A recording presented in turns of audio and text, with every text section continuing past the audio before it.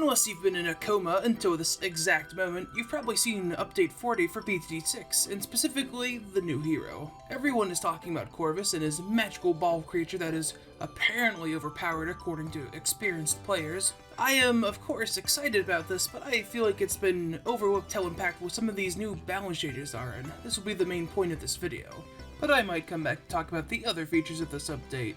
We'll see about that. The first balance change is to Bomb Tower, and it is for sure a major one. They've reverted the change that makes it so that Bomb Tower can pop blacks with the Frag Bombs upgrade, but in turn moving around the damage bonus from only being for fortified balloons to making it a universal damage boost when you upgrade to 2 bigger bombs. This change definitely makes it so that you can no longer rely on a bomb tower for cleanup in the case of, say, a boss event or around like 63. Next, this update has a balance change that I never really thought was possible. There was a buff to banks. To longtime players, this probably sounds insane, but it's real. It's nothing amazing, mind you, but a price buff is amazing considering this tower has had nothing but nerfs since the game's release. To be specific, banks are $150 cheaper, and IMF alone is $300 cheaper. $450 isn't a lot, but this is a moment in Bloons history, to be sure.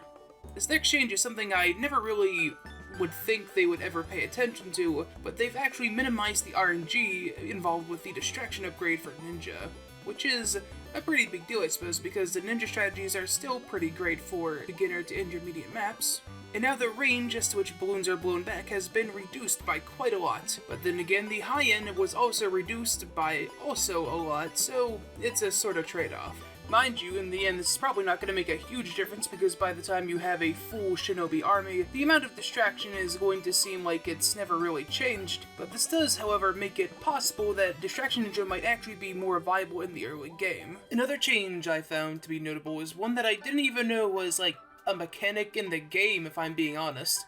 Let me explain. Never Miss Ace is a tower that apparently had a range to it without me and probably many others even noticing it. Apparently the darts are capable of expiring because after a while they do not seek or pop, and they increase the lifespan of those darts in this update.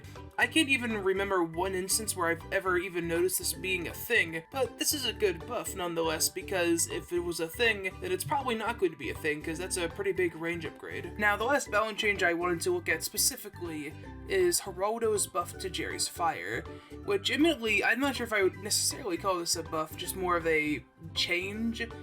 Well, either way, Jerry's Fire now follows around helicopters and aces instead of simply going around the pad, which is a change to be sure. Realistically speaking, I don't know how many people would even use Jerry's Fire with already pretty powerful towers, but now it's more viable. With that said, that's the last balance change I really wanted to talk about. There are others in this update, but they're not really very major, just like stat swaps, numbers going up and down, not really anything too special. And hopefully you learned something from this video. Maybe you'll actually look at the patch notes instead of looking at the hero and then being done with it. But with that said, in the description you can find Twitter, Discord, and some other stuff, and I'll see you another day.